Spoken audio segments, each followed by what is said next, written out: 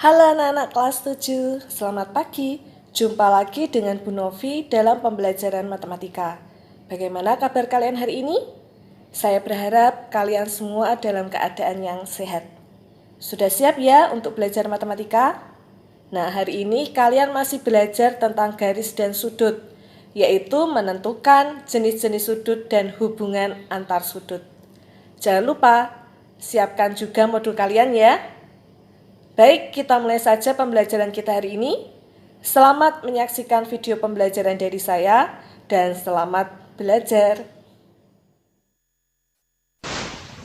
Tujuan dari pembelajaran kita hari ini adalah yang pertama, supaya kalian dapat menentukan jenis-jenis sudut, dan yang kedua, supaya kalian dapat menentukan hubungan antar sudut.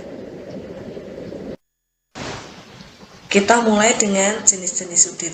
Nah, coba kalian perhatikan gambar-gambar berikut ini. Gambar yang pertama ini adalah sudut yang kurang dari 90 derajat. Jadi daerah sudut yang ditunjukkan oleh busur berwarna merah ini besarnya kurang dari 90 derajat. Dinamakan sudut lancip. Sudut yang besarnya antara 0 dan 90 derajat. Bisa dimengerti anak-anak? Kemudian gambar berikutnya, nah gambar ini menunjukkan daerah sudutnya itu 90 derajat. Maka nama sudut ini adalah sudut siku-siku. Sudut yang besarnya 90 derajat. Gambar berikutnya, pada daerah sudut yang ditunjukkan oleh busur berwarna biru, besarnya lebih dari 90 derajat, dinamakan sudut tumpul. Jadi sudut tumpul itu besarnya antara 90 derajat dan 180 derajat. Atau lebih besar dari 90 derajat, kurang dari 180 derajat. Dinamakan sudut tumpul. Sampai di sini bisa dimengerti anak-anak? Gambar berikutnya menunjukkan sudut yang besarnya 180 derajat. Ini dinamakan sudut lurus. Gambar berikutnya, coba kalian perhatikan daerah sudut yang ditunjukkan oleh busur berwarna merah. Nah, ini menunjukkan besarnya sudut lebih dari 180 derajat. Dinamakan sudut refleks. Sudut refleks itu sudut yang besarnya antara 180 derajat dan 360 derajat. Contoh yang lain ini juga sama. Coba kalian perhatikan busur merah. Busur merah itu menunjukkan sudut refleks. Besarnya lebih dari 180 derajat. Sedangkan busur biru menunjukkan sudut tumpul. Sampai di sini bisa dimengerti anak-anak? Jadi jenis-jenis sudut tadi ada sudut lancip, sudut siku-siku, sudut tumpul, sudut lurus, dan sudut refleks. Kita langsung masuk pada contoh soal. Kalian juga bisa perhatikan modul kalian ya. Tentukan jenis sudut pada soal di bawah ini. 187 derajat. Berarti ini jenis sudutnya adalah sudut, iya betul, sudut refleks karena besarnya lebih dari 180 derajat. Contoh yang B, 3/5 sudut lurus. Berarti ini kita cari dulu besar sudutnya. 3/5 sudut lurus itu artinya 3/5 dikali sudut lurus 180 derajat. Besarnya adalah 108 derajat.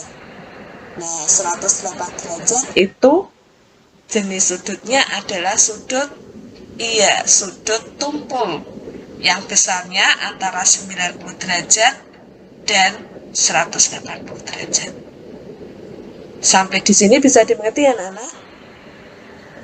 Contoh berikutnya yang C, 1/4 putaran penuh. Putaran penuh itu 360 derajat. Berarti 1/4 kita kalikan 360. Besar sudutnya 90 derajat. Berarti jenisnya adalah sudut siku-siku. Contoh yang D, 1/2 putaran penuh dikurangi 5/6 sudut lurus. Berarti ini kita cari dulu, 1/2 dikalikan, ya 360, kemudian dikurangi 5/6 dikalikan 180. Berarti 1/2 dikali 360 itu adalah, ya 180 derajat, kemudian 5/6 dikali 180 itu 150 derajat. Berarti 180 dikurangi 150. Besar sudutnya 30 derajat. Maka jenis sudutnya adalah sudut lancip. Bagaimana anak-anak? Sampai di sini bisa dimengerti cara menentukan jenis sudut? Baik anak-anak, kita lanjutkan dengan hubungan antar sudut. Ada 3 hubungan antar sudut. Yang pertama adalah sudut berpenyiku atau biasa disebut sudut komplement. Apa itu sudut berpenyiku? Sudut berpenyiku itu jika sudut-sudut yang berpenyiku dijumlahkan besarnya 90 derajat. Coba kalian perhatikan gambar ini. Nah, gambar ini besar sudut X dan sudut Y itu kalau dijumlahkan harus 90 derajat.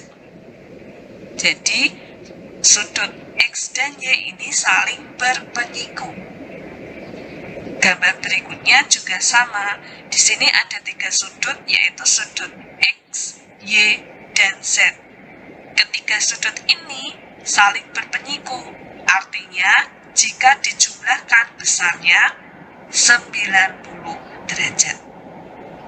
Sampai di sini bisa dimengerti ya, apa itu sudut yang berpenyiku? Nah, kita lihat contoh soalnya. Kalian juga bisa perhatikan modul kalian. Contoh yang pertama, tentukan besar sudut yang berpenyiku dengan A 24 derajat. Nah, tadi berpenyiku itu jumlahnya 90 derajat. Maka kalau yang satunya 24 derajat, sudut yang lain tinggal kita kurangkan ya, 90 dikurangi 24. Jadi besarnya 66 derajat. 24 derajat berpenyiku dengan 66 derajat. Sampai di sini bisa dimengerti ya anak-anak? Kita lihat contoh yang B, 1/6 sudut lurus. Nah, kita tentukan dulu besar sudutnya, berarti ini artinya 1/6 dikali 180 derajat, yaitu 30 derajat. Maka penyiku dari 30 derajat itu 90 dikurangi 30, yaitu 60 derajat. Bagaimana anak-anak?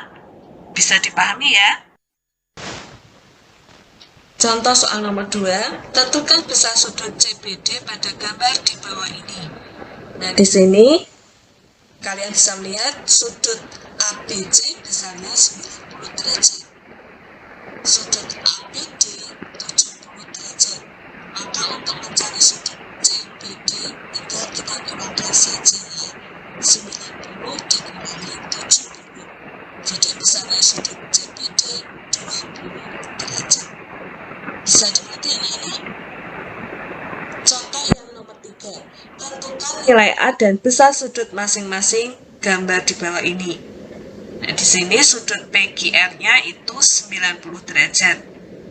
Maka untuk mencari nilai A, kita bisa menggunakan sudut PQS dan sudut RQS. Karena sudut PQS kalau ditambahkan dengan sudut RQS itu 90 derajat. Nah, kita masukkan besarnya sudut PQS itu 3A, RQS-nya 2A. Berarti 3A ditambah 2A sama dengan 90. Ini kalian mengulang kembali materi semester 1, yaitu persamaan linear satu variabel. Masih ingat ya kalian? Nah, di sini variabelnya sudah sama, yaitu A, maka 3A ditambah 2A, koefisiennya tinggal kalian tambahkan saja, 3 ditambah 2. 5A sama dengan 90. A-nya 90 dibagi 5. Jadi nilai A-nya itu 18 derajat. Sampai di sini bisa dimengerti ya anak-anak? Nah, sekarang kita menghitung besar sudut masing-masing, yaitu sudut PQS. Besarnya sudut PQS itu 3A. Nah, A-nya kita ganti dengan 18 derajat. Tadi sudah kita hitung. Berarti 3 dikali 18. Besar sudut PQS 54 derajat. Kemudian besar sudut RQS 2A, A-nya kita ganti dengan 18, berarti 2 dikali 18.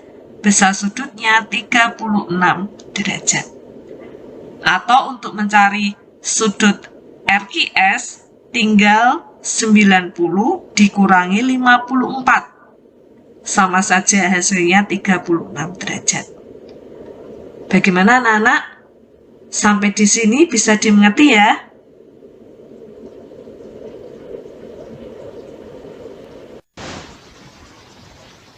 Contoh berikutnya yang nomor 4, tentukan nilai X pada gambar di bawah ini.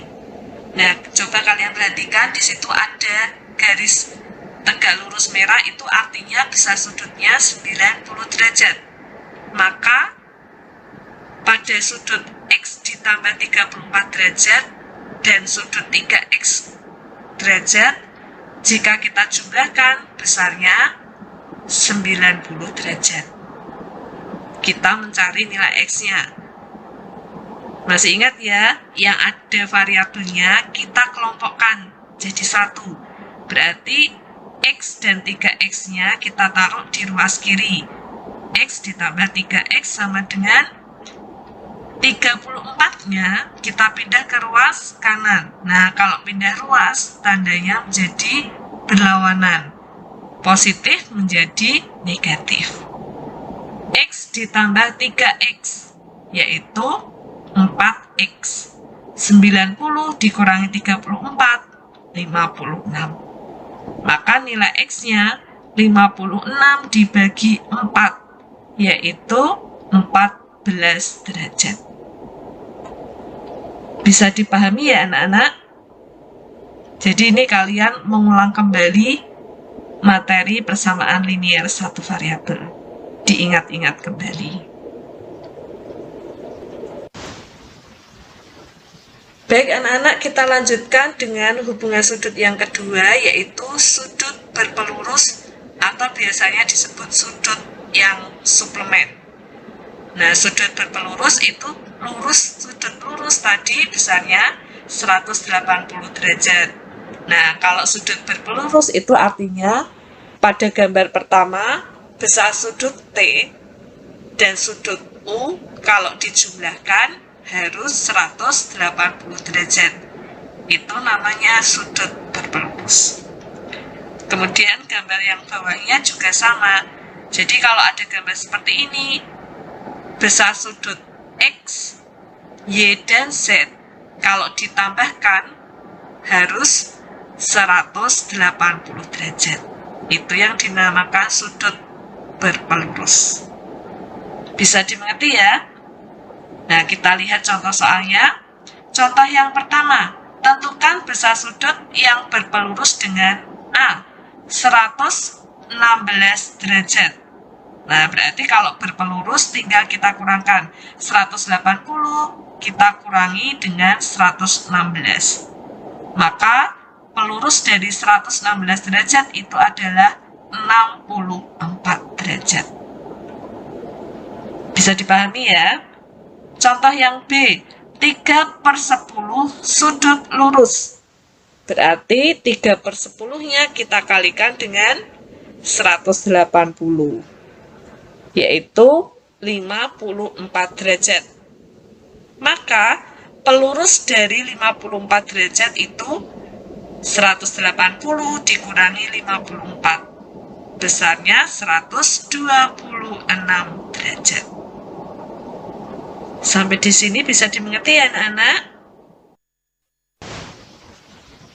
Contoh soal nomor 2, tentukan nilai X dan besar sudut masing-masing. Di sini, untuk mencari nilai X, kita lihat sudut ABD dan sudut CBD yang sudah diketahui. Sudut ABD itu berpelurus dengan sudut CBD. Maka kalau berlurus jumlahnya harus 180 derajat. Kita masukkan sudut ABD ditambah sudut CBD itu 180 derajat. Sudut ABD-nya 2X dikurangi 20, kemudian sudut CBD-nya X ditambah 20. Kemudian kita kelompokkan yang ada variabelnya, kita taruh di ruas kiri.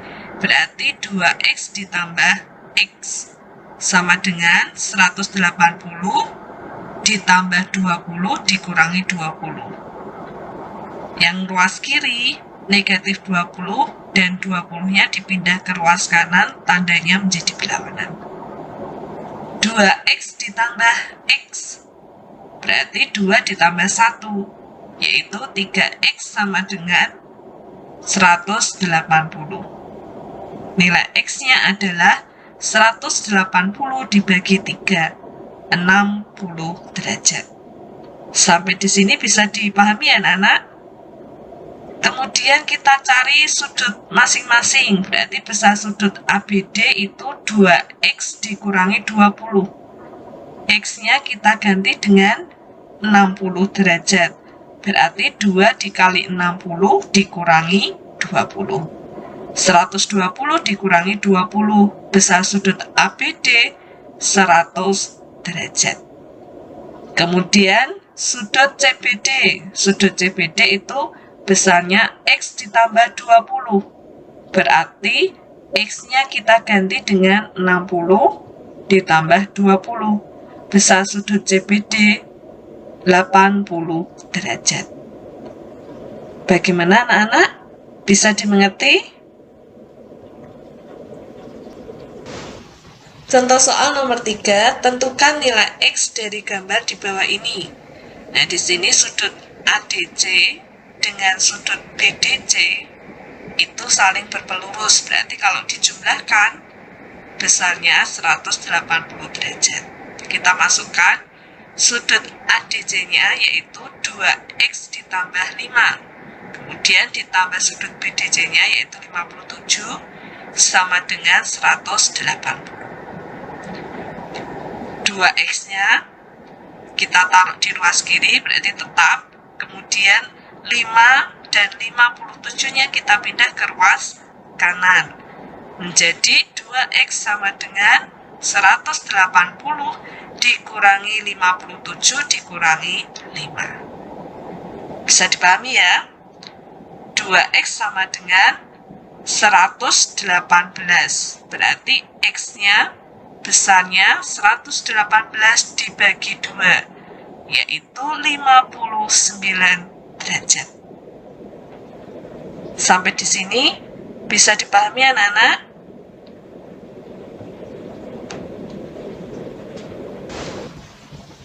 Kita lanjutkan hubungan sudut yang ketiga, yaitu sudut yang bertolak belakang. Coba kalian perhatikan gambar berikut ini. Sudut yang bertolak belakang itu adalah sudut yang arah hadapnya saling berlawanan. Nah, kalian perhatikan di sini sudut LOM dengan sudut KON. Jadi yang tanda panah merah itu menandakan sudut yang arahnya berlawanan. Nah, sudut yang bertolak belakang itu besarnya sama. Jadi sudut LOM besarnya sama dengan sudut KON. Sedangkan yang panah biru yaitu sudut LOK besarnya sama seperti sudut MON. Sampai di sini bisa dimengerti anak-anak? Baik, kita lanjutkan ke contoh soalnya. Perhatikan gambar berikut ini. Jika besar sudut B itu 46 derajat, tentukan besar sudut yang lain. Berarti kita urutkan ya, kita mencari dari sudut A. Nah, kalau sudut A pada gambar sudah terlihat jelas, di situ ada tanda siku-siku. Berarti besar sudut A-nya adalah 90 derajat. Kemudian mencari sudut C. Nah, di sini sudut C dan sudut B itu saling berpenyiku. Jumlahnya besar sudutnya 90 derajat. Nah, sudut B-nya sudah diketahui 46 derajat. Maka untuk mencari sudut C tinggal kita kurangkan dengan 90. 90 dikurangi 46. Besar sudut C-nya 44 derajat. Bisa dimengerti anak-anak? Kemudian kita cari sudut D. Nah, di sini perhatikan, sudut D itu bertolak belakang dengan sudut A. Maka besar sudut D itu sama dengan sudut A, yaitu 90 derajat. Kemudian kita mencari sudut E. Besarnya sudut E itu bertolak belakang dengan sudut B. Berarti besarnya sama seperti sudut B, 46 derajat. Dan yang terakhir sudut F. Sudut F itu bertolak belakang dengan sudut C. Maka besar sudut F sama dengan sudut C, yaitu 44 derajat. Sampai di sini bisa dimengerti anak-anak?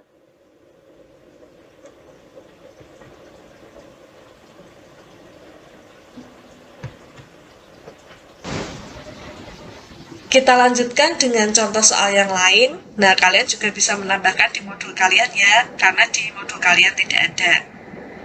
Contoh yang pertama, sudut C dan sudut D saling berpelurus dengan perbandingan 5 dibanding 7. Tentukan besar penyiku sudut C.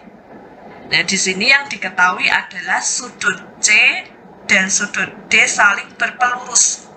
Saling berpelurus itu artinya iya, jumlah kedua sudut 180 derajat. Kemudian perbandingannya sudut C itu 5, sudut D itu 7. Nah, karena yang ditanyakan penyiku dari sudut C, kita mencari dulu besarnya sudut C. Bagaimana cara mencarinya? Dengan perbandingan ya. Untuk mencari sudut C berarti perbandingan sudut C-nya yaitu 5. Kita bagi dengan perbandingan dari jumlah kedua sudut yaitu 5 ditambah 7. Kemudian hasilnya kita kalikan 180 derajat. Karena jumlah sudut C dan D itu 180 derajat. Sampai di sini bisa dimengerti ya anak-anak? Berarti 5 per 12 dikali 180, yaitu 75 derajat.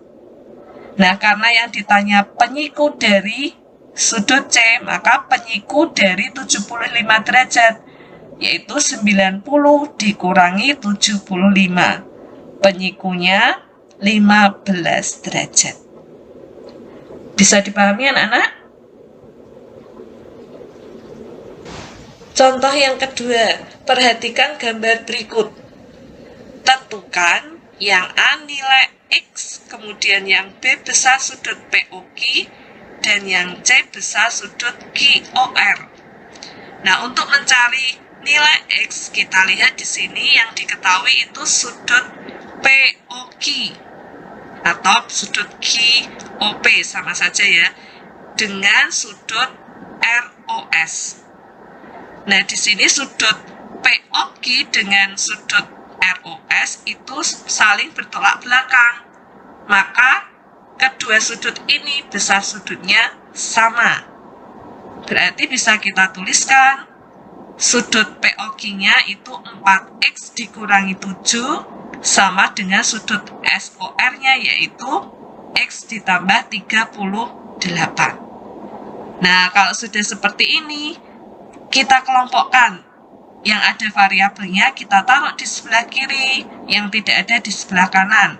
Berarti X-nya pindah ke kiri, negatif 7-nya pindah ke kanan. Ya, berarti ini 4X dikurangi X sama dengan 38 ditambah 7. 4X dikurangi X itu artinya 4 dikurangi 1. Berarti 3X sama dengan 45. Nah, X-nya 45 dibagi 3, yaitu 15 derajat. Bagaimana anak? Bisa dipahami? Baik, kita lanjutkan pertanyaan yang B, yaitu besar sudut POQ. Nah, sudut POQ di situ 4X dikurangi 7. X-nya kita ganti dengan 15 derajat. Berarti 4 dikali 15 dikurangi 7. 60 dikurangi 7. Berarti besar sudut POQ-nya 53 derajat. Pertanyaan yang C, besar sudut QOR. Coba kalian perhatikan pada gambar yang ditanya besar sudut QOR. Nah, sudut QOR itu berpelurus dengan sudut POQ. Nah, berpelurus tadi jumlahnya 180. Karena sudut POQ-nya sudah diketahui, tinggal kita kurangkan saja. Ya, berarti sudut QOR 180 dikurangi 53. Besar sudutnya 127 derajat. Bagaimana anak-anak? Bisa dimengerti ya?